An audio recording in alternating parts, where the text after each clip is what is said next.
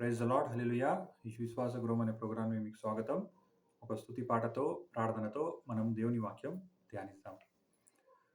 చిరకాల స్నేహితుడా, నా హృదయాన సన్నిహితుడా, నా తోడు నీవయ్యా, నీ స్నేహము చాలయ్యా, నా నీడ నీవయ్యా, ప్రియ ప్రభువా యేసయ్యా, చిరకాల స్నేహం ఇది నా యేసు స్నేహం, చిరకాల స్నేహం ఇది నా యేసు స్నేహం.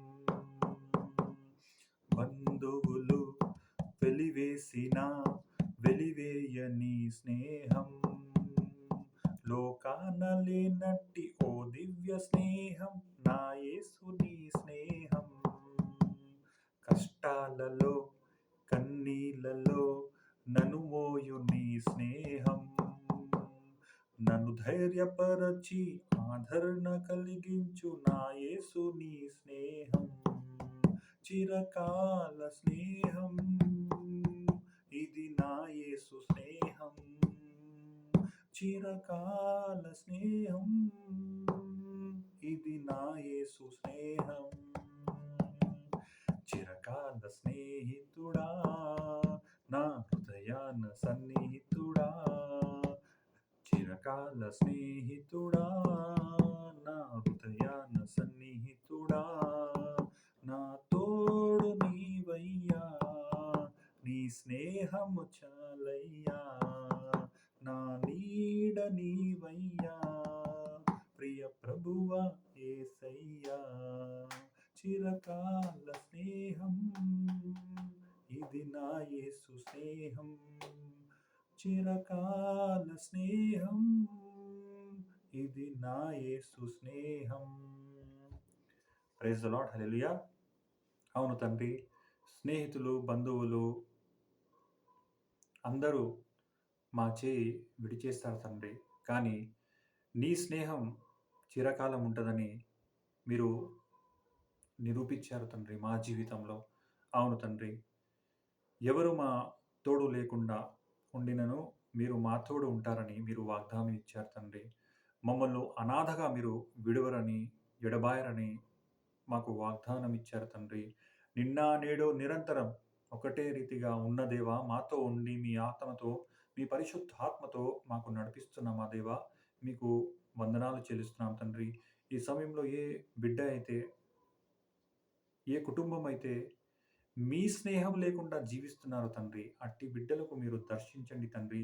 అవును తండ్రి, ఈ విలువైన స్నేహం ఎట్టిదో మేము రుచి చూసి ఉన్నామో, ఈ విలువైన స్నేహం ఎట్టిదో, ఎలాంటిదో అని వాళ్ళకు తెలియజేయండి తండ్రి.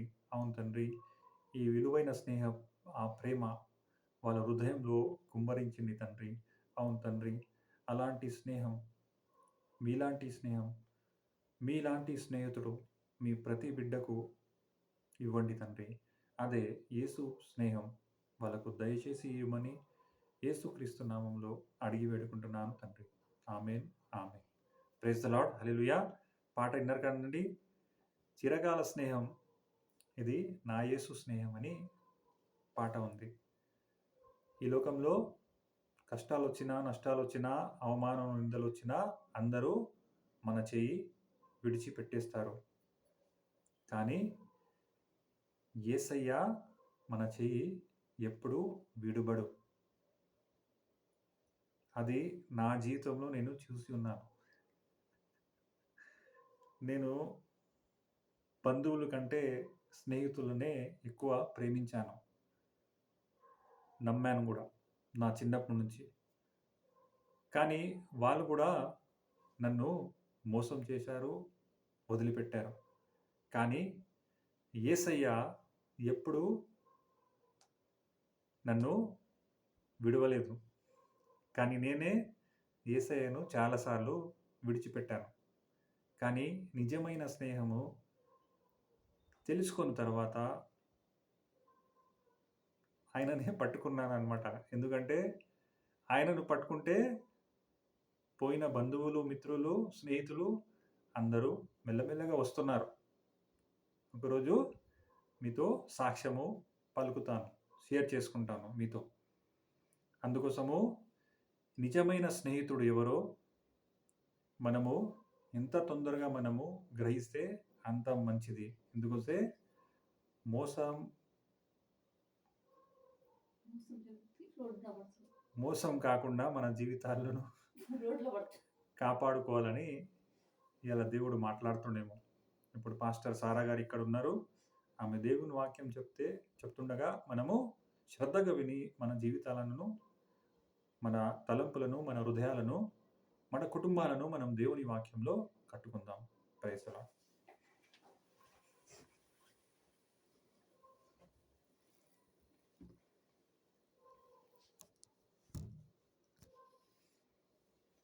Praise the Lord. హల్లెలూయా. ఎలా ఉన్నారండి దేవుని కృపలో? ఇప్పుడు విన్నాం కదా పాట, చిరకాల స్నేహితుడు.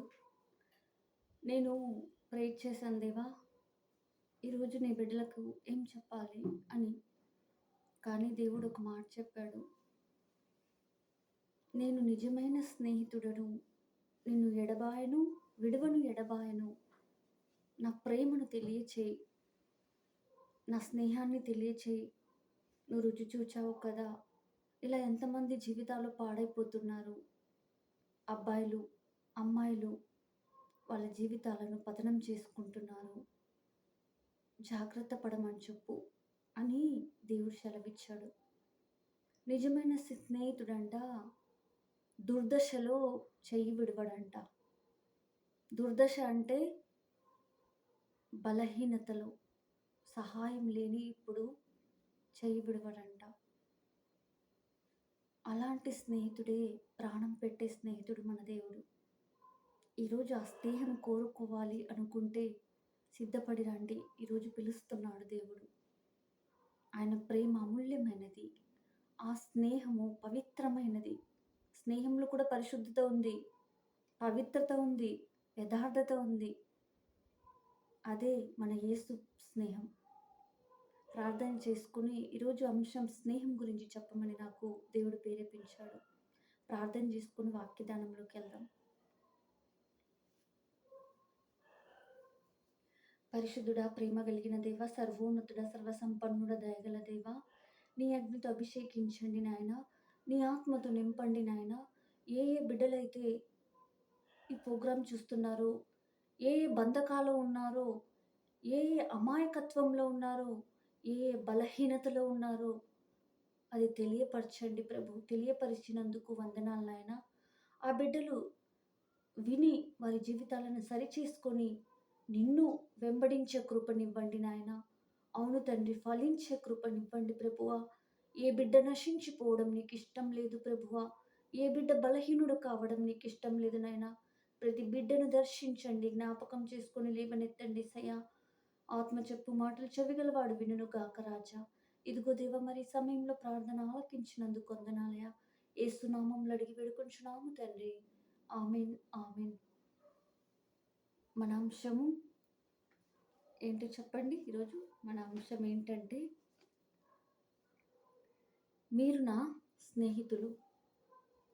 మీరు నా స్నేహితులు. ఎంతమంది ఆయన స్నేహితులు అవ్వడానికి ఇష్టపడుతున్నారు చూడండి. ఎందుకు ఆయన మీరు నా స్నేహితులు అన్నారు? ఒక విషయం చెప్పాలనుకుంటున్నాను. ఏదైనా సీక్రెట్స్, రహస్యాలు మనలో ఉన్నాయంటే ఫస్ట్ మనం ఎవ్వరికి చెప్పము. మనతో ఎవరు స్నేహం చేస్తారో, ఎవరైతే బాగా మనతో స్నేహంగా ఉంటారో మొత్తం వాళ్ళకి చెప్పుకుంటే ప్రశాంతంగా ఉంటుంది అని వారితో స్నేహం చేస్తాము. కష్టంలో ఆదుకుంటారు, పిలవంగానే వస్తారు అని మనం అనుకొని స్నేహం చేస్తాము. అది స్నేహానికి ఉన్న విలువ, బంధము. కానీ ఈ రోజుల్లో ఆ బంధంకి అది కూడా కల్తీ అయిపోయిందంట. ప్రపంచంలో అన్నీ కల్తీ అయిపోతాయి కదా, అలా కల్తీ అయిపోయిందంట. జాగ్రత్త. దేవుడి కంటే ఏ స్నేహితుడు ఎక్కువగా ప్రేమించలేరు. ఇక్కడ ఒక మాట చెప్తున్నాడు, మనం చదువుదాము. యోహాను సువార్త 15వ అధ్యాయము మనము 11 వచనం కాడ్నించి చదువుదాం. మీ యందు నా సంతోషం ఉండవలెను నని, మీ సంతోషం పరిపూర్ణము కావాలెనని ఈ సంగతులు మీతో చెప్పుచున్నాను. నేను మిమ్మును ప్రేమించిన ప్రకారం మీరును ఒకరినొకరు ప్రేమించువలెనని నా ఆజ్ఞ. తన స్నేహితుల కొరకు తన ప్రాణము పెట్టువాని కంటే ఎక్కువైన ప్రేమ గలవాడెవడు లేడు. నేను మీకాజ్ఞాపించిన వాటిని చేసిన యెడల మీరు నా స్నేహితులై ఉందురు.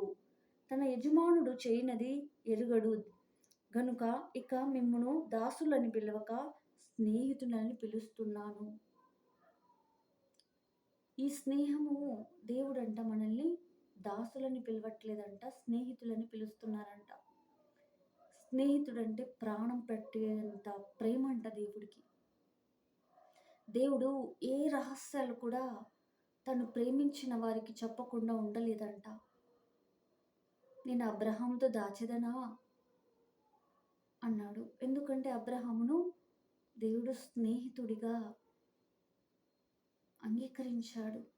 దేవుడు మనల్ని మనస్ఫూర్తిగా నమ్ముతాడంట. అందుకే మనల్ని స్నేహితులు అంటున్నాడు. మనం చెప్పిన ప్రతి మాట దేవుడు నమ్ముతాడంట.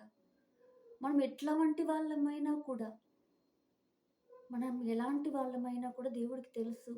మన ప్రవర్తన తెలుసు, మన ఆలోచన తెలుసు, మనం ఏంటో తెలుసు. అయినా కూడా దేవుడు మనల్ని నమ్ముతాడంట. మన మాటలు వినడానికి ఇష్టపడతాడంట. మనతో స్నేహించడానికి, నీతో నేను స్నేహించదను అంటున్నాడు. చాలా చోట్ల ఉంది బైబిల్‌లో. నేను నీతో స్నేహం అంటే అది ఒక పవిత్రమైన బంధం అన్నమాట. అందుకే నీతో నేను స్నేహించెదను, నీ రహస్యాలన్నీ పంచుకుండేదను, నీతో మాట్లాడేదను అని దేవుడు మనల్ని పిలుస్తున్నాడు. ఎందుకు ఇలా పిలుస్తున్నాడంటే ఆయన మనల్ని అత్యధికంగా ప్రేమిస్తున్నాడు కాబట్టి. ఈరోజు మనము ఆ స్నేహితుడిని వదిలేసి లోకంతో స్నేహం నాకు వైరం అన్నాడు దేవుడు. అబ్బాయిలు కూడా అమ్మాయి స్నేహం కోరుతున్నారు. అమ్మాయిలు కూడా అబ్బాయి స్నేహం కోరుతున్నాడు. నిజం చెప్పనా? ఆ స్నేహం పవిత్రమైనది కాదు. కొన్ని రోజులు అది ప్రేమగా మారుతుంది. కొన్ని రోజుల్లో అపపవిత్రగా మారుతుంది. ఆ స్నేహంలో చాలా చిక్కులుంటాయి. ఆ స్నేహంలో జీవితాలు పాడైపోతాయి. వాళ్ళ మాట విని కాపురాలు వదులుకుంటారు. నీ బాధంతా చెప్తావు. వాళ్ళకి తెలియదు నిజమేంటో అబద్ధమేంటో. వచ్చేసేయని నువ్వు చెప్పేస్తారు. నువ్వు కాపురం విడిచి వెళ్ళిపోతావు. వాళ్ళు చూడరు నిన్ను. తర్వాత నువ్వు ఒక్కడివే కష్టపడాలి. ఒక్కదానివే కష్టపడాలి. రోడ్డు మీద ఇడ్చి పెట్టేస్తారు. కానీ నిజమైన స్నేహం ఏంటో తెలుసా? దేవుడితో స్నేహం చేస్తే నీ కాపురం నిలబడుతుంది. నీవు నీ భార్యతో, నీ భర్తతో సంతోషంగా ఉంటావు. ఎందుకంటే నిజమైన స్నేహం అంట కట్టుద్దంట, విడగొట్టదు. నిజమైన స్నేహం భరిస్తుందంట, ఓర్పు కలిగి ఉంటుందంట. అది ఎలాగో మనం నేర్చుకుందాం. మన యేసయ్య మంచి స్నేహితుడు. ఆయనకు తెలుసు ఆయన దగ్గర ఉన్న వాళ్ళందరూ ఎలాంటి హృదయం కలవారో. యూదా ఎలాంటి వాడు, యూదా ఇస్కరియోత ఎలాంటి వాడో ఆయనకు తెలుసు. పేతురు ఎలాంటి వాడో ఆయనకు తెలుసు. ఇంకా మిగతా వాళ్ళు ఎలాంటి వాళ్ళో కూడా ఆయనకు తెలుసు. కానీ వారితో స్నేహం చేశాడంట చూడండి మన యేసయ్య. కానీ యేసయ్య చేసిన స్నేహం వీళ్ళు చేయలేదు చూడండి. అదే ఆయనకు మనకు తేడా. యూదా ఏమన్నాడంటే డబ్బును నమ్ముకున్నాడు. రోజు ఈయనతో తిరుగుతున్నాడు. రోజు ఈయన మాటలు వింటున్నాడు. ఈయన పెట్టేది తింటున్నాడు. కానీ ఈయనకు ముద్దు పెట్టి అప్పగించాడంట చెలికాడా అనేసి. దేవుడికి తెలియదా? మన యేసయ్యకి తెలియదా తన స్నేహితుడు ఎలాంటి వాడో, తన పక్కన ఉన్నవాడు తను ఏం చేస్తాడు అని దేవుడికి తెలిసే తనకు డబ్బు సంచి ఇచ్చాడు. నన్ను ప్రేమిస్తాడా, డబ్బును ప్రేమిస్తాడా చూద్దామని. జాగ్రత్త బిడ్డలారా. దేవుడు ఒక్కొక్కసారి మనకు చాలా చాలా మనకు ఇష్టమైనవి ఇచ్చి పరీక్షిస్తాడు. వాటిని ఎక్కువ ఇష్టపడతారా, నన్ను ఇష్టపడతారా అనేసి. కానీ యూదా ఏం చేస్తాడో తెలుసా? ముద్దు పెట్టుకొని దేవుణ్ణి అప్పగించాడంట. కానీ ఆ టైంలో దేవుడు ఎలా చూసాడో తెలుసా తనను? జాలిగా చూసాడంట. ఎందుకు జాలిగా చూడాల్సిన అవసరం వచ్చింది దేవుడికి? ఒరేయ్ పిచ్చోడా! నీ కోసం ప్రాణం పెట్టడానికి నేనొచ్చాను నీకు జీవం ఇయ్యడానికి. నువ్వు తిరిగి మళ్ళీ నా దగ్గరకొస్తావని నిన్ను అంతగా ప్రేమించాను. నువ్వు నన్ను అప్పగించినందుకు నాకు బాధ లేదు. నువ్వు నశిస్తావు. నీవు చనిపోతావు అనేది యేసయ్య బాధపడ్డాడంట. అప్పుడేమైందంటే, ఆ డబ్బు కోసం దేవుడిని నమ్మాడు. దేవుడికి మొఖం చూపించలేక, పశ్చాత్తాప పడలేదు. మొఖం చూపించలేక ఉరేసుకొని చచ్చిపోయాడు. చూసారండి? ధనాన్ని నమ్ముకుంటే ఇలా అయితది. కానీ నిజమైన రక్షకుడు ఒక్కసారి వెనక్కి తిరిగి, దేవా! అయ్యో! నేను పరిశుద్ధమైన దేవుణ్ణి నేను అప్పగించాను. ఈ ధనం కోసము, ఈ సిరి కోసము, ఈ వ్యసనం కోసం నేను దేవుణ్ణి అప్పగించేశాను అని క్షమాపణ అడిగి ఉంటే, మిగతా శిష్యుల్లాగా, మిగతా స్నేహితుల్లాగా దేవుడి కోసం హతసాక్షిగా ఉండేవాడేమో. శపించబడిన వాడిలాగా అయిపోయింది తన జీవితం. అందుకే దేవుడు చెప్తున్నాడు, ఆయన వైపు మళ్ళు. ఏ స్నేహము చూసినా చెడుగానే ఉంది. ఆయన వైపు మళ్ళినప్పుడు ప్రాణం పోదు. ప్రాణాలు కాపాడే దేవుడు. అది ఎలా అంటారా? నెబుకద్రెజరు రాజు ముగ్గురు భక్తులను అగ్నిగుండంలో ఈ బొమ్మను, ఈ దేవతను మొక్కుతే గాని, ఈ బొమ్మను, ఈ ప్రతిమను మొక్కుతేనే గాని మీరు బ్రతుకుతారు. లేకపోతే అగ్నిగుండంలో నేనేసేస్తాను అన్నప్పుడు వారికి తెలుసు వారి స్నేహితుడు వాళ్ళని రక్షిస్తాడని. నీ ప్రతిమను నేను మొక్కం కానీ, మా దేవుడు మమ్మల్ని రక్షిస్తాడని మాకు తెలుసు. ఆయన రక్షించకపోయినా కూడా మేము నిన్ను సగిలపడమని దేవుణ్ణి అమ్మలేదండి. ప్రాణానికి తెగించేశారు. ప్రేమలో భయం ఉండదంట. నిజమైన స్నేహం అది. కానీ వాళ్ళు చచ్చారా? వాళ్ళ కొంచెం కూడా వాళ్ళ తల వెంట్రుకలన్నీ లెక్కపెట్టి ఉన్నారంట. వేడి వాసన కూడా తగలలేదు. నాలుగో వ్యక్తిగా వారి దేవుడు, వాడి స్నేహితుడు కౌగిలించుకొని వారిని బయటికి తీసుకొచ్చారు. ఏసిన వాడికి నిద్ర రాలేదు. ఎందుకంటే ప్రేమలో భయం ఉండదు. నిజమైన స్నేహం దేన్నైనా తెగిస్తది. ఏదైనా ఇవ్వడానికి ఇష్టపడతది. అది అది అంతగా ప్రేమించాడు మన యేసయ్య మనల్ని. అంతగా అధికంగా ప్రేమించాడు. ఆ ప్రేమ ఎక్కడ దొరకదు. ఈరోజు నువ్వు నేను నిన్ను ప్రేమిస్తున్నాను యేసయ్య, నువ్వు నా స్నేహితుడని అంటున్నావే కానీ, ఆయన నీ దగ్గరికి వచ్చేటప్పటికల్లా నువ్వు చాలా బిజీగా ఉన్నావు. దేవుణ్ణి ఒక అమ్మాయి కోసం, ఒక అబ్బాయి కోసం అమ్ముతున్నావు. డబ్బు కోసం అమ్ముతున్నావు. 10 మందిలో నువ్వు గొప్పగా చెప్పలేకపోతున్నావు నీ స్నేహితుడి గురించి. ఎందుకు? నీకు అవమానంగా ఉంది. క్రిస్టియన్ అని చెప్పుకోవడానికి కూడా నీకు సిగ్గుగా ఉంది.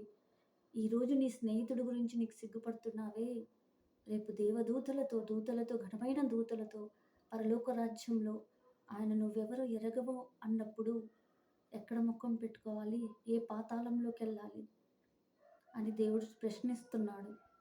ఎందుకంటే ఆయనతో స్నేహం చేసే బిడ్డలు ఎన్నడూ సిగ్గునొందరంట. ఏ మత్తులో ఉన్నావో బయటికి రమ్మని దేవుడు సెలవిస్తున్నాడు. నువ్వు అమ్మాయితో స్నేహం చేస్తూ దేవుణ్ణి మర్చావేమో సంసోన్‌లాగా. ఒకప్పుడు సంసోన్‌కి ఒక ప్రణాళిక కలిగింది. ఏం ప్రణాళిక? నాయకుడంట. నాయకుడుకు చేయడానికి దేవుడు ఎన్నుకున్నాడు. ఎందుకు? తన ప్రజలను రక్షించడానికి తను ఎన్నుకొని ఆ బిడ్డను తన తల్లిదండ్రులకు ఇస్తే, తను దేవుణ్ణి నమ్మి, దేవుడు మాటేంటో, దేవుడి ఆలోచనలేంటో, దేవుడి ప్రణాళికేంటో తెలిసి కూడా తను ఫిలిష్తుల అమ్మాయిని పెళ్లి చేసుకున్నాడు. కానీ అప్పటి వరకు కూడా బలముంది. అయినా కూడా దేవుడు క్షమించాడు. మళ్ళీ ఆ అమ్మాయిని వదిలేసినప్పుడు తను పశ్చాత్తాపపడి, అరే నేనేంటి ఇలాంటి ఫిలిష్తుల అమ్మాయికి చేసుకున్నాను? నాకు దేవుడు ఒక ప్రణాళిక కలిగి పుట్టించాడు. నాయకుడను.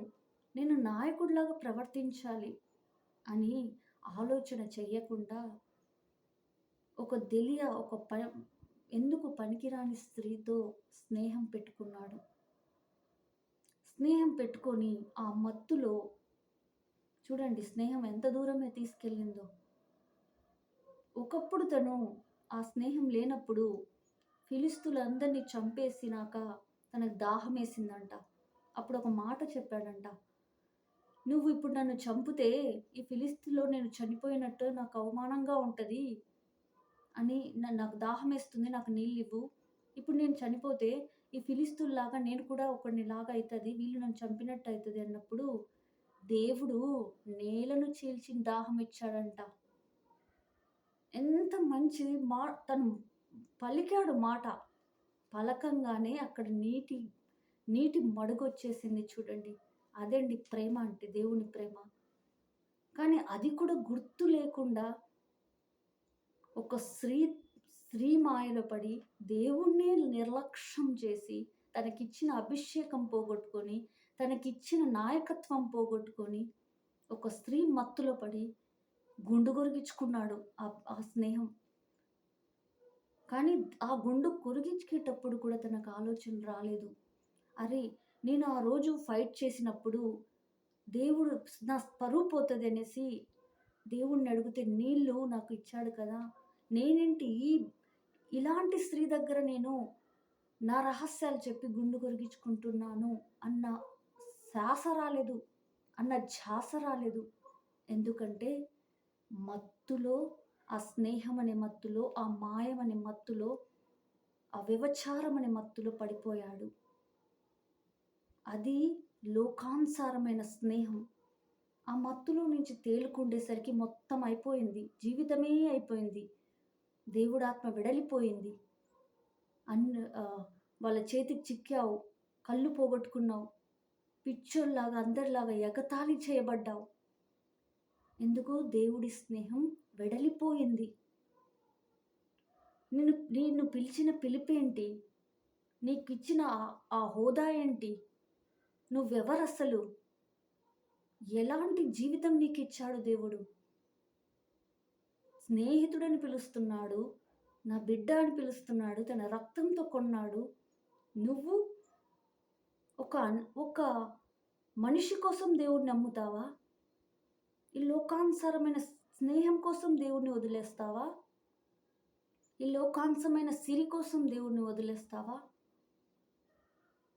ఎంతసేపు నువ్వు ఫోన్‌లో మాట్లాడేటప్పుడు దేవుడు పిలుస్తున్నా కూడా ఆ ఫోన్‌లోనే చాలా బిజీగా, చాలా సంతోషంగా గడుపుతూ, ఆ మత్తులోనే నీ జీవితాన్ని పతనం చేసుకుంటున్నావు. జాగ్రత్త. ఈ స్నేహితుడు వదిలేస్తే గాయపడిపోతావు. దెబ్బలు తగులుతాయి. ఎలా దెబ్బలు తగులుతాయా అని అనుకుంటున్నావా? పరమగీతం 1 నుంచి నేను చెప్పాలనుకుంటున్నాను. ఆమె ప్రియురాలు, ఈయన ప్రియుడు. ఆమెనెవరూ చూడేటి వాళ్ళు కాదంట. నేను నల్లందానిని, నేను సొగసైన నా సహోదరుల్లో నేను అందగత్తె కాను. నా ప్రియుడు నన్ను ప్రేమిస్తున్నాడు, నన్ను ఆదరిస్తున్నాడు, నన్ను బలపరుస్తున్నాడని ఎంతగా ప్రేర్ చేసేదో, ఎంతగా పరిగెత్తుకుని పోయి ఆయన సన్నిధిలో పడేదో, ఆయన కన్నీటి బాధను, ఆమె రోదనను, వేదనను అన్నీ ఆయనతో చెప్పేదంట. 5వ అధ్యాయంలోకొచ్చేసరికి అదే పరమగీతంలో లోకానుసారమైన జీవితం చాలా బావుందంట. అప్పుడు దేవుడు వాకిలి తట్టుతున్నా కూడా తలుపు తీయడానికి ఆమెకు అలసటొచ్చేసింది. ఆ మత్తులో పడిపోయింది.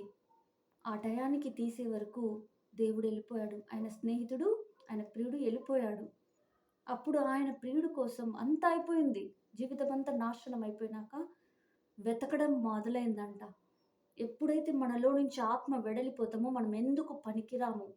ఎప్పుడైతే పరిశుద్ధాత్మ మనలో ఉంటాడో మనం అగ్ని వలె, జ్వాల వలె ఉంటాము. ఎప్పుడైతే ఆ తలుపు దగ్గర నుంచి ఆ మనిషి ఎళ్ళిపోయాడో చాలామందిని అడగడానికి ఎళ్తుందంట. మీరు చూసారా? మీరు చూసారా? నా ప్రియుడిని ఎక్కడైనా కనుగొన్నారా మీరు? అన్నప్పుడు అందరంట ఆమెను కొట్టి, గాయపరిచి ఆమె వస్త్రములు పెరికి వేశారంట. చూడండి వాల్యూ ఉండదు దేవుడు లేకపోతే. ఈ లోకానుసార స్నేహం ఇలా గాయపరుస్తది. అప్పుడు కొందరుండి స్త్రీలు, "ఏంటి ఎతుకుతున్నావు?" అంటే, "నేను తప్పు చేశాను. నాది పొరపాటయింది. నా దేవుడు నన్ను పిలిచేటప్పుడు, నా స్నేహితుడు నన్ను పిలిచేటప్పుడు నేను లోకానుసారమైన సెల్ ఫోన్‌లో ఉన్నాను. లోకానుసారమైన ప్రేమలో ఉన్నాను. లోకానుసారమైన స్థితిలో ఉన్నాను. లోకానుసారమైన అన్ని ఆచారాల్లో నేను పడి ఉంటిని. ఆయన పిలిచి, పిలిచి వెళ్ళిపోయాడు. ఆయన వెళ్ళిపోంగానే ఏ స్నేహమైతే నేను ప్రేమించానో, ఏ మనుషులనైతే నేను ఆదరించానో, వారందరూ నన్ను కొట్టి, నన్ను రోడ్డు మీద వేశారు. ఇప్పుడు నేను వెతుకుతున్నాను." అన్నప్పుడు నీ ప్రియుల్లో లేని శ్రేష్ఠత ఏంటంటే, ఆయన ధవళవర్ణుడు, రత్నవర్ణుడు నా కోసం ప్రాణం పెట్టాడు అని ఏడ్చి ప్రలాపిస్తుందంట. ఈరోజు మనము కూడా ప్రలాపిస్తున్నామేమో ఆ స్నేహితుడి కోసం. ఆయన ఆజ్ఞలు పాటించు. నీ దగ్గరే ఉన్నాడాయన.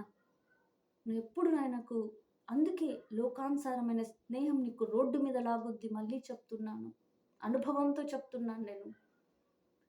కానీ ఆత్మానుసారమైన స్నేహము నిన్ను పరలోక రాజ్యంలో చేరుద్ది. ఆ స్నేహంలో దేవుడు మమ్మల్ని అత్యధికంగా ప్రేమిస్తున్నాడు. అందుకే అబ్రహాముని స్నేహితుడా అని పిలిచాడు.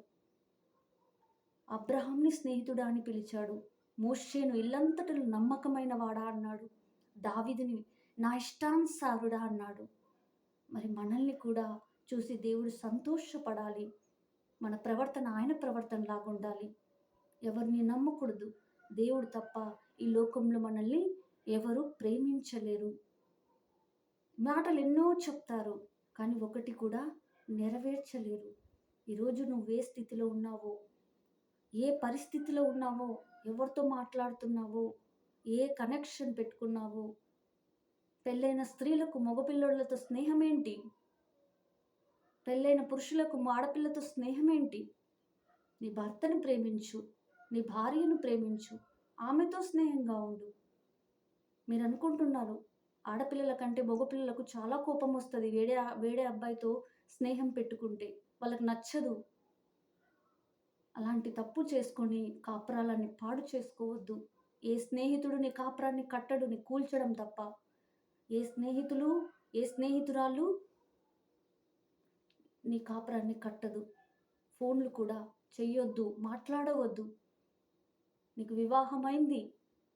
దేవుడు ఏర్పరిచాడు. ఆ భర్తే నీ స్నేహితుడు. ఆ భార్యే నీ స్నేహితురాలు. కష్టంలో, ఇబ్బందులు ఆమె నీకు తోడుంటది. కాబట్టి ఆమెను మోసగించొద్దని దేవుడు శపిస్తున్నాడు. నిజమైన ప్రేమ, శాశ్వతమైన ప్రేమ, అది దేవుడిచ్చిన ప్రేమ. కాబట్టి ఎవరైనా అమ్మాయైనా, అబ్బాయైనా పొగుడుతున్నారు అంటే నిన్ను పడేయడానికి జాగ్రత్త అని సెలవిస్తున్నాడు. అందుకు కాబట్టి ఒక మాట ఇక్కడ స్నేహం గురించి చెప్పమని దేవుడు చెప్పాడు. సంసోను స్నేహం చూసాము కదా! దేవుణ్ణి ఎంత దుఃఖపరిచాడో. దేవుడు ఒక అమ్మాయి మత్తులో పడి, అమ్మాయి స్నేహంలో పడి, తన జీవితాన్ని తనకిచ్చిన ఒక ప్రణాళిక, ఒక దేవుడు ఒక ప్రణాళికతో ఒక నాయకుడుగా, ఒక రాజుగా తనను ఎన్నుకుంటే, తను ఎలాంటి స్థితికి దిగజార్చాడో. ఈ స్నేహం ఇలా ఉంటుంది. ఈ బంధం చాలా విచిత్రంగా ఉంటుంది.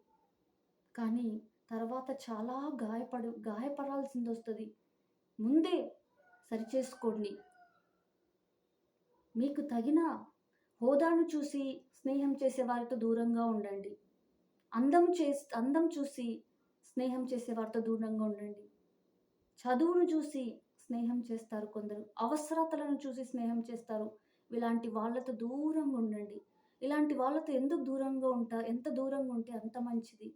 ఎందుకంటే రేపు గాయమైనప్పుడు ఆ గాయాన్ని పూడ్చుకోవడానికి చాలా కష్టమైతది.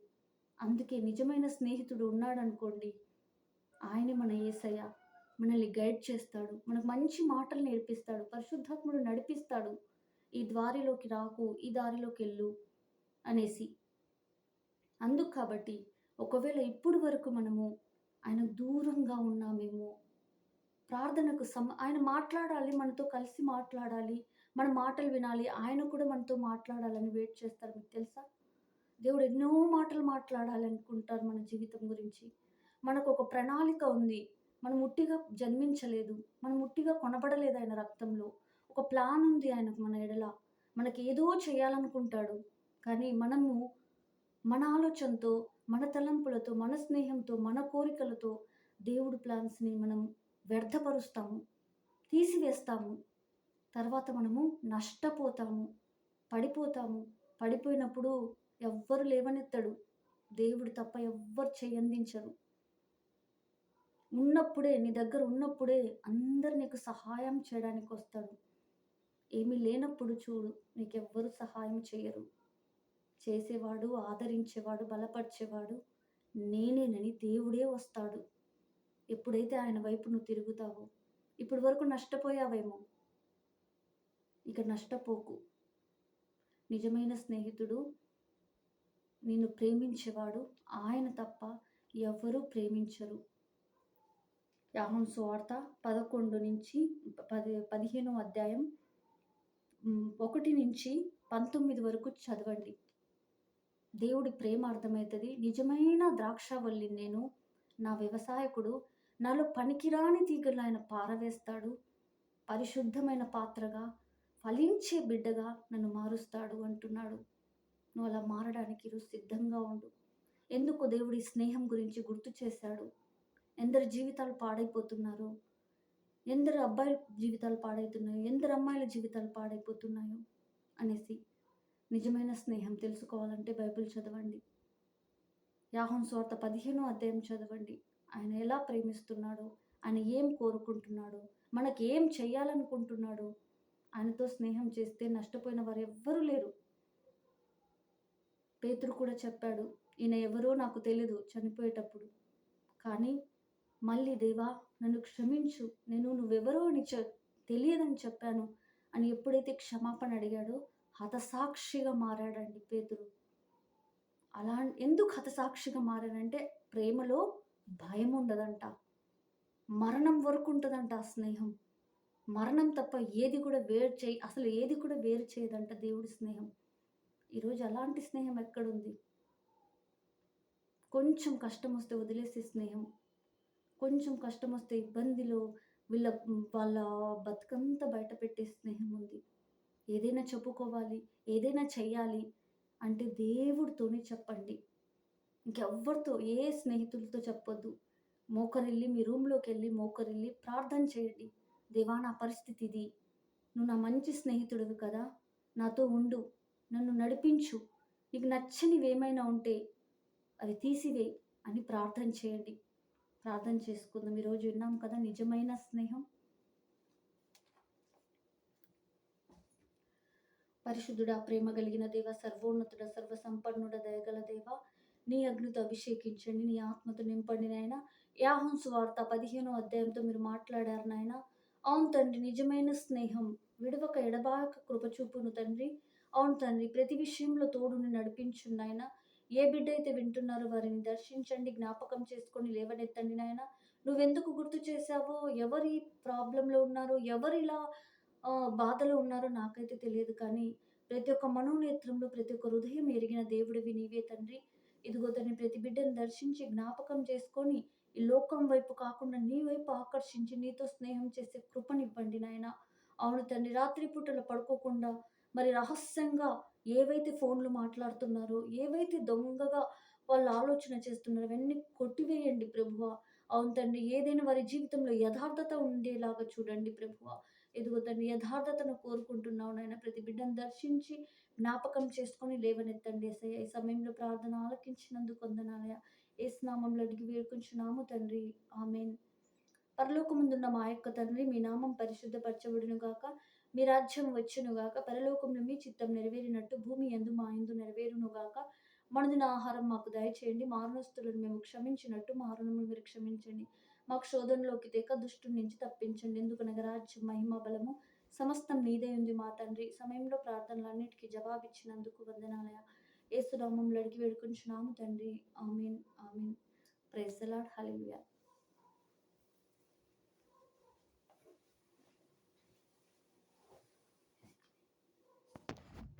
Praise the Lord. హల్లెలూయా. విన్నారు కదండి స్నేహం గురించి. నిజమైన స్నేహితుడు ఎవరు, అబద్ధమైన స్నేహం ఎవరు ఈ లోకంలో ఎందుకు చేశారో. నిజమైన స్నేహితుడు మన కోసము ప్రాణం పెట్టాడు. మన కోసము ఎదురు చూస్తున్నాడు.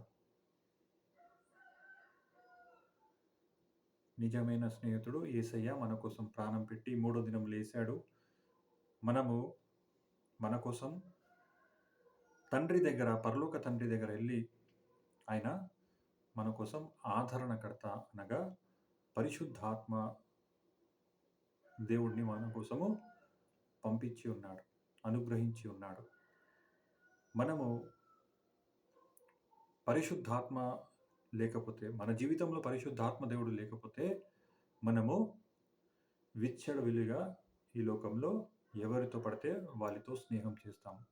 ఎవరు ఏం చెప్తే వాళ్ళ మాట విని వాళ్ళతో సినిమాకెళ్తాము, తాగడానికి బార్‌లకెళ్తాము, లేకపోతే చెడు స్నేహంతో మనము పాపంకి పునాది వేసుకుంటా మన జీవితాన్ని నాశనము చేసుకొని పోతాము. దేవుడు చెప్పాడు, యవ్వనస్తులారా మంచిగా మీ జీవితాన్ని జీవించండి. కానీ ప్రతి దానికి ఒక లెక్క ఉంటది అని మీరు జాగ్రత్తగా మీ జీవితాన్ని కొనసాగించండి అని యవ్వనస్తులకు చెప్పాడు.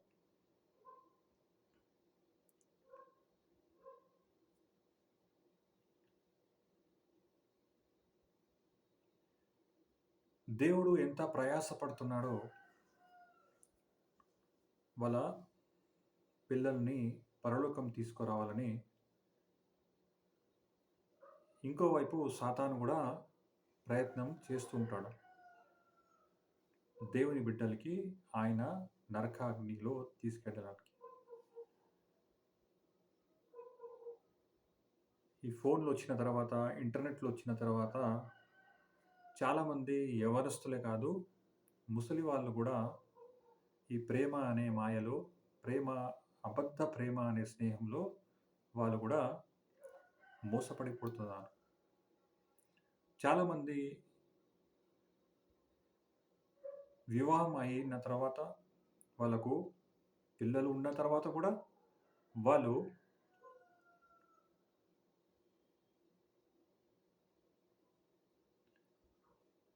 పురుషులు కావచ్చు, స్త్రీలు కావచ్చు, వేరే సంబంధంలో వాళ్ళు వాళ్ళ జీవితాన్ని గడుపుతుంటారనమాట.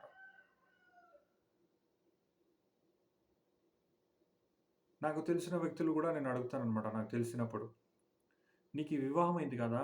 నీకు పిల్లలున్నారు కదా! ఒక కుటుంబం దేవుడు నీకిచ్చాడు కదా! ఎందుకు మళ్ళా వేరే యొక్క సంబంధంలో నువ్వు నడుస్తున్నావు? అది తప్పు కాదా? పాపం కాదా? దేవుడు శిక్షిస్తాడు కదా! అని చెప్పినప్పుడు వాళ్ళు బాధతో ఏడుస్తారనమాట. అవును, నేను చేసిన పొరపాటే. ఇప్పుడు నేను ఈ చిక్కు నుంచి బయట రాకపోతున్నాను. బయట రావాలంటే నాకు కష్టంగా ఉంది అని వాళ్ళు చెప్తుంటారనమాట. మళ్ళా నేను వాళ్ళకి చెప్పే సలహా ఏంటంటే, నువ్వు నీ పాపాలు ఒప్పుకో. నువ్వు యేసయ్యని మొరపెట్టు. ఏ చిక్కుల్లో నువ్వు పడిపోయావో, ఏ బంధకాలలో నీవు పడిపోయావో, ఆ ఆ చిక్కుల నుంచి దేవుడు తీసేస్తాడు నిన్ను. ఈ లోకంలో దుష్టుడు వల వేస్తాడు. కానీ ఆ వలలో చిక్కుకొని ఉన్న పిల్లలకి కూడా అవకాశము దేవుడిస్తాడు. లేదు, నేను ఈ చిక్కుల్లోనే ఉంటాను, నా జీవితం దీనిలోనే గడుపుతానంటే అది మన ఇష్టం. మనము పరలోకానికి వెళ్ళాలా, నరకానికి వెళ్ళాలా, ఈ లోకంలోనే మనము డిసైడ్ చేయాలి. ఈ లోకంలోనే మనము నిర్ణయం తీసుకోవాలి. మరణించిన తర్వాత ఆ శవాన్ని ముంగట పెట్టుకొని, ఈ వ్యక్తి ఆత్మని దేవా నువ్వు పరలోకాన్ని తీసుకుపో అని చెప్తే ఆ ప్రార్థన దేవుడు వినడు.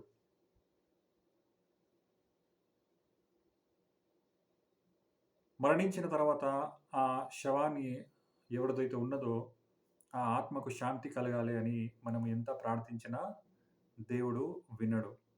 ఇంకా అది వాక్యానుసారం కూడా కాదు.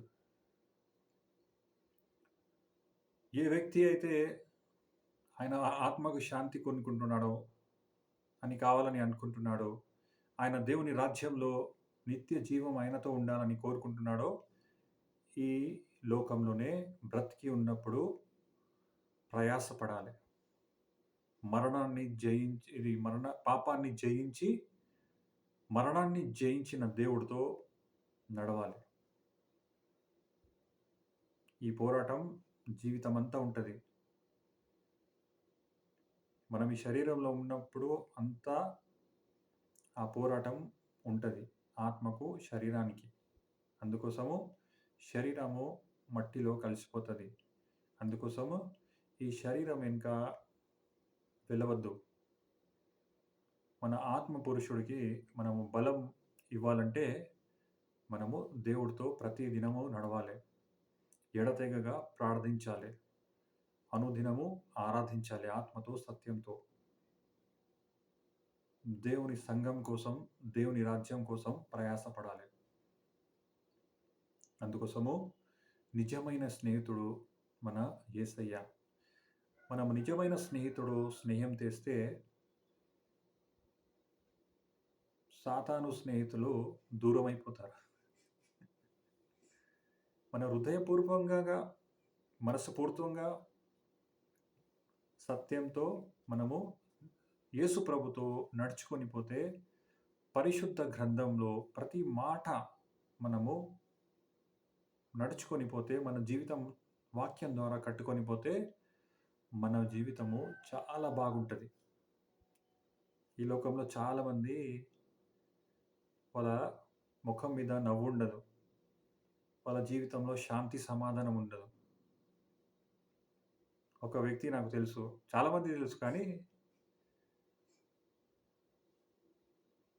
ఆయన చాలా ఆయనకు చాలా దేవుడు ఆశీర్వాదం ఇచ్చి ఉన్నాడు. చాలా మంచి గృహం ఉంది. 1 కాదు, 2 కాదు, 3 గృహాలున్నాయి. 4 ఉండొచ్చేమో. నాకు తెలిసిన ప్రకారం.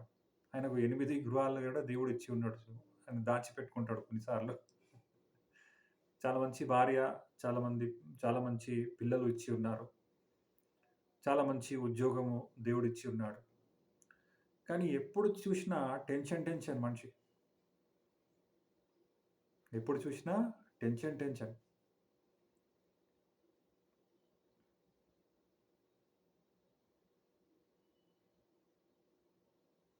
అదెందుకో దేవుడికే తెలుసు. అదెందుకంటే దేవుడితో స్నేహము సరిగ్గా లేదనమాట. ఎవరి స్నేహము దేవుడితో కరెక్ట్ లేదో, ఎవరి బంధము దేవుడితో కరెక్ట్‌గా లేదో, వాళ్ళ జీవితము ఇలానే టెన్షన్‌గా ఉంటది. ఒక చోట కూర్చోలేరు. ఎవరితో శాంతితో, సమాధానంతో వాళ్ళు మాట్లాడలేరు. సరి అయిన నిర్ణయము వాళ్ళు తీసుకోలేరు. అందుకోసము నిజమైన స్నేహితుడు యేసయ్యతో మనము సంబంధము సరిగ్గా ఉంటే, 1000 మంది సాతానులు వచ్చినా, 1,00,00,000 మంది సైతానులు వచ్చినా, వారు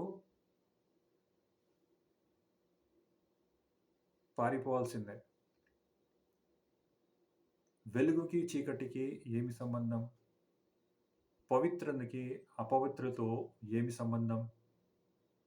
అందుకోసము ఇప్పుడు దాకా పాస్టర్ గారు, సారా గారు చెప్పారు కదా! నిజమైన స్నేహితుల గురించి. అందుకోసము మన జీవితము దేవుని వాక్యంలో కట్టుకుంటే చాలా బాగుంటది.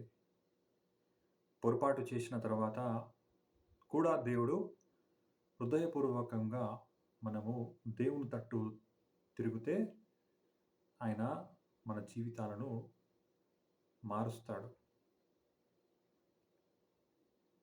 ఇలాంటి స్నేహితుడు లోకంలో లేనే లేడు. అది నా జీవితంలో చూసి ఉన్నాను.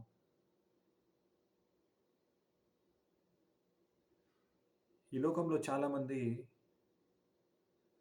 నిజమైన స్నేహితుడు యేసయ్యని వదిలేసి వేరే వేరే స్నేహాలతో పడి వాళ్ళ జీవితాలలో నాశనము చేసుకొని కూడా ఉన్నారు. ఒకవైపు తల్లిదండ్రులని పోగొట్టుకుంటున్నారు. ఒకవైపు భార్య భర్తలను విడిచిపెట్టేస్తున్నారు. కన్న కొడుకుని, కన్న కూతురుని విడిచిపెట్టేస్తున్నారు.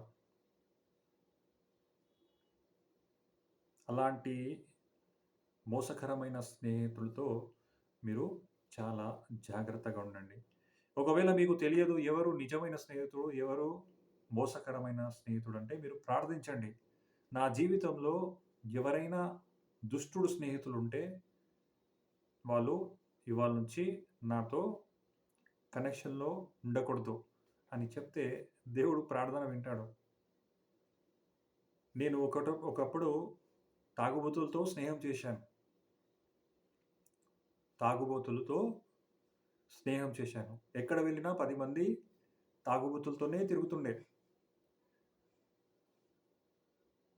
ఎప్పుడైతే నేను పరిశుద్ధ గ్రంథాన్ని పట్టుకున్నానో, ఎప్పుడైతే మందు బాటల్ని పలగొట్టేశానో,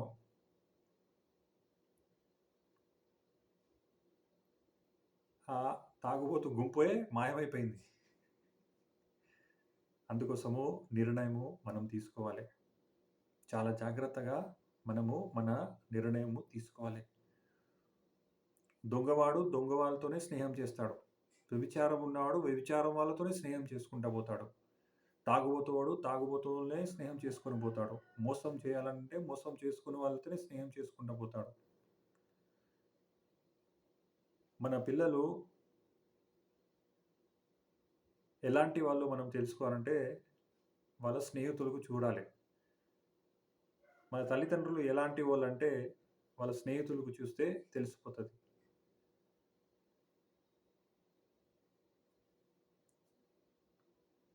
అందుకోసము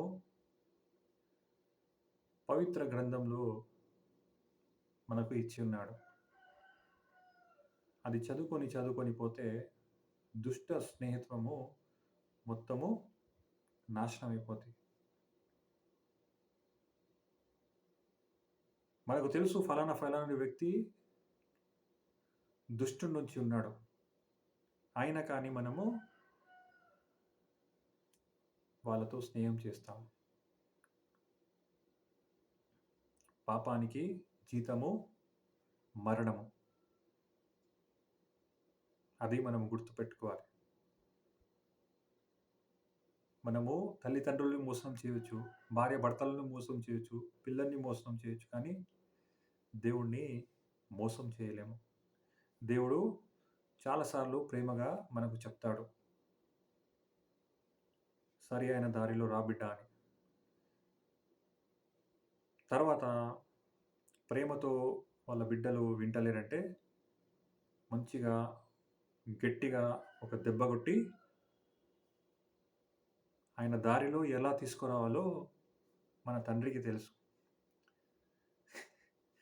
మన పరలోక తండ్రికి మనము మన తల్లి గర్భంలో పుట్టక మునిపే మన గురించి అంతా తెలుసనమాట. తో ఆయనని మోసము చేయలేము. నేను కూడా చాలాసార్లు ప్రయత్నించిన. నా నా దిమాగ్ పెట్టి, నా బుర్ర పెట్టి. కానీ అది చాలా కష్టం. తల్లిదండ్రులని మోసం చేసినా గానీ, స్నేహితులు కూడా మోసం చేసినా గానీ, దేవుడిని మోసము చెయ్యలేము. ఏ మానవుడితో అది కాని పని. ఇలా చేసి, అలా చేసి నేనే దేవుడిని మార్చుకుందాం అనుకున్నా కానీ, అది కాదు. నువ్వే నా దారిలో రావాలి అని నాతో దేవుడు చాలా రకంగా ఈ దారికి తెచ్చాడని నేను ఇక్కడ కూర్చొని బైబిల్ గురించి, యేసయ్య గురించి చెప్తున్నాను. నేను కూడా చాలా మొండి వ్యక్తినే. దేవుడికి మొండి వ్యక్తులే కావాలి. ఎందుకంటే ఒకసారి ఈ దారిలో వచ్చి ఆయన మలుపుకుంటే ఒక పెద్ద ఆయుధంగా దేవుడు మార్చుకుంటాడు. అందుకోసము దేవుడు ఇలా ఒక అవకాశం ఇస్తున్నాడేమో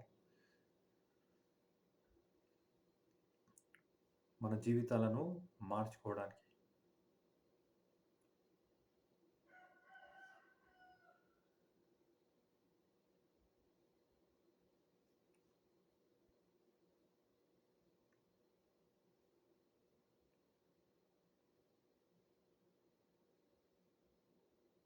అందుకోసము ఈ విలువైన జీవితము చాలా ఒక పాట గుర్తుకొస్తుంది కానీ అది 2 లైన్స్ పాడతాను. మార్పు చెందవా, నీవు మార్పు చెందవా, నీ బ్రతుకును మార్చుకోవా, మార్చుకోవా. అనుకూల సమయం ఇదియే అని ఎరిగి నీ బ్రతుకును మార్చుకోవా.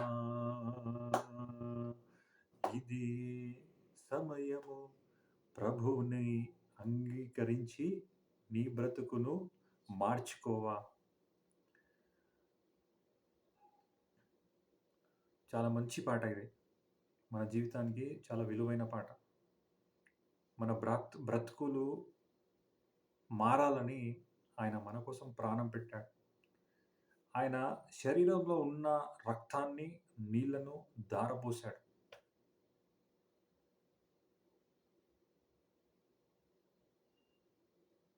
ఇంకేం కావాలి మనకు? కేవలము మన హృదయము దేవుడు అడుగుతున్నాడు. మన హృదయంలో చోటు అడుగుతున్నాడు దేవుడు. అది మన మంచి కోసమే అడుగుతున్నాడు. మనము మారితే మన కుటుంబం మారుతుంది. మన జీవితాలు మార్చితే అన్యులు మన దారికి వస్తారు. మనమే ఒక మురికి జీవితంలో ఉంటే వాళ్ళు కూడా చూసి ఈ క్రైస్తవులే ఇలా ఉన్నారు కదా, మేమే మా దారిలో ఉంటాము, వాళ్ళు వాళ్ళ దారిలో ఉండని చెప్తారు. అందుకోసము ఎంత త్వరగా మన జీవితాన్ని మార్చుకొని దేవుని దారిలో వస్తే అంత మన మంచిగా జరుగుతుంది. ఇన్నాళ్ళు మురికి జీవితంలో ఉన్నామేమో, దేవుని అడుగుదాం, ఒక ప్రార్థన చేద్దాం. సైన్యములకు అధిపతి యెహోవా, ఈ జీవితము చాలా విలువైన జీవితం. కానీ మీ బిడ్డలు తెలుసో తెలియకో ఏమేమో చిక్కుల్లో మోసకరమైన స్నేహితులతో కలిసి రకరకమైన బంధకాలలో ఉన్నారేమో తండ్రి. వాళ్ళ హృదయాన్ని ఎరిగిన దేవుడు నువ్వే తండ్రి. నన్ను మార్చిన దేవా వాళ్ళకు కూడా మార్చు దేవా. ఈ పాపిని ఎలా మార్చావో వాళ్ళకు కూడా ఒక అవకాశం ఈ తండ్రి. నా బ్రతికి ఇంతేనా, నా బ్రతికి ఇలాంటే ఉంటుంది, నేను మరణంలో కూడా ఇలానే వెళ్తానని కొందరు అనుకుంటున్నారు. కానీ కాదు కాదు, నీవు నీ హృదయంతో యేసయ్యని పలుకు. నీ జీవితము మార్చగల దేవుడు సజీవులుగా ఉన్నాడు. నిన్న నేడు నిరంతరం ఒకటే రీతిగా ఉన్న దేవ మనతో ఉన్నాడు. ఈ లోకంలో ఎంతోమంది పాపంలో చిక్కుకొని నరకానికి వెళుతున్నారు. కానీ నేను ఇవాళ సజీవులుగా ఉన్నాను, నాకు దేవుడు కృప అనుగ్రహించాడు, ఒక ప్రార్థన చేస్తాను అని దేవుడికి మొరపెట్టు. అవును సహోదరి సహోదరులారా, నువ్వు ఎంత వయసులో ఉన్నావో, ఎంత ధనవంతుడివో, ఎంత చదువుకున్న జ్ఞానివో ఉండొచ్చు. కానీ యేసయ్య లేకపోతే నీ జీవితము మూర్ఖి లాంటిది. అది దేనికి పనికిరాదు. ఈ మట్టి శరీరము మట్టిలోనే కలవాలి. కానీ మన ఆత్మ దేవుడి సన్నిధికి చేరాలని యేసయ్య ఎన్నో సంవత్సరాల కిందము మన కోసము ప్రాణం పెట్టి ఉన్నాడు. ఇప్పుడైనా అడుగు దేవుణ్ణి, దేవా ఈ జీవితాన్ని మార్చు, నా జీవితాన్ని మార్చు, నా భార్య జీవితాన్ని మార్చు, నా భర్త జీవితాన్ని మార్చు అని నువ్వు మొరపెట్టు. ప్రార్థన చేయి. ఇక్కడ అక్కడ తిరగకు. నువ్వు 10 మందికి చెప్పినా, 10,000 మందికి చెప్పినా అది వ్యర్థమే. నువ్వు ఒక్క దేవుడికి చెప్పు. ఒక్క తండ్రి ఉన్నాడు. చెప్పు ఆయనకు. దేవుడు వినడానికి రెడీగా ఉన్నాడు. మనకు చెవులిచ్చిన దేవుడు చెవులు ఉండవు ఆయనకు. మనకు నోరిచ్చిన దేవుడు ఆయనకు నోరుండదా? ఆయన మనకు కళ్ళిచ్చిన దేవుడు కళ్ళు ఉండడా? ఆయనకు చూడడా? వినడా? మాట్లాడడా? వింటాడు. నువ్వు మొరపెట్టు. నీ స్థితిగతి, నీ కుటుంబం స్థితిగతి మార్చగలడు. సర్వాధికారు బ్రతికే ఉన్నాడు. అందుకోసము దేవా ఆ బిడ్డలకు దీవించు. ఆ పాత రోత జీవితాల్ని, ఆ బంధకాల నుంచి వాళ్ళకు విడిపించు. ఒక సాక్షిగా లేవనెత్తు. మీ రక్తంతో కడిగి పవిత్రపరచు. మీ పరిశుద్ధాత్మతో అభిషేకించు. మీ పరిశుద్ధాత్మతో వాళ్ళకు నడిపించి, ఒక గొప్ప సాక్షిగా లేవనెత్తి, మీ పరలోక వారసులుగా అధికారమియ్యు దేవా! ఏ అధికారమైతే యేసు ప్రభుకి ఈ లోకంలో ఉండే అదే అధికారము మనకు గూడా ఇచ్చియున్నాడు. నీకు గూడా ఇచ్చియున్నాడు బిడ్డ. ఆ అధికారాన్ని వాడు. ఆ అధికారము యేసు నామమే. అవును తండ్రి. మీ నామాన్ని వాడుకొని అధికారం వాళ్ళకివ్వండి. మీ మార్గంలో నడుచుకునే మార్గాన్ని వాళ్ళకు చూపించండి. సరియైన దారికి వాళ్ళకు నడిపించండి. ఏ చీకటి శక్తులు, ఏ బంధకాల్లో, ఏ చెడు స్నేహంతో వాళ్ళు బంధించున్నారో యేసు నామంలో ఆ బంధకాలను, శాపాలు, దోషాలు, స్నేహాలు విరిగిపోనుగాక యేసు నామములో. అవును తండ్రి. వాళ్ళకు శాంతి, సమాధానం కలుగునుగాక. అవును తండ్రి. అట్టి బిడ్డలకు వాళ్ళు మీరు ఆశీర్వదించి, స్వయంగా మీ హస్తంతో వాళ్ళకు తాకి, ముట్టి, స్వస్థతపరిచే ఎందుకంటే మీరే స్వస్థతపరిచే దేవుడని పలికారు తండ్రి. మీరు స్వస్థతపరిచి, నూతనమైన జీవితం ఇచ్చి, బలం ప్రసాదించండి తండ్రి. అవును తండ్రి. ఆత్మశక్తితో వాళ్ళకు బలపరిచి, మీ రాజ్య వారసులుగా లేవనెత్తి, మీరే మహిమ, ఘనత, ఆరాధన యుగయుగములు పొందుకోమని యేసుక్రీస్తు అనే పరిశుద్ధమైన, ఘనమైన, బలమైన, అత్యున్నతమైన, పవిత్రమైన నామంలో అడిగి వేడుకుంటున్నాను తండ్రి. ఆమేన్. ఆమేన్. ఆమేన్. మన తండ్రి అయిన దేవుడి నుండియు, మన ప్రభువైన యేసుక్రీస్తు నుండియు మనకు కృపయు, సమాధానము సమృద్ధిగా కలుగునుగాక. ఆమేన్. ఇది మొదలుకొని నేను మిమ్మును ఆశీర్వదించెదను. Haggai 2:19. Amen. Amen. Amen. Praise the Lord. Hallelujah. శాంతి సమాధానంతో ఉండండి. నిజమైన స్నేహితుడు యేసయ్యతో నడిచి ఆనందించండి. Praise the lord.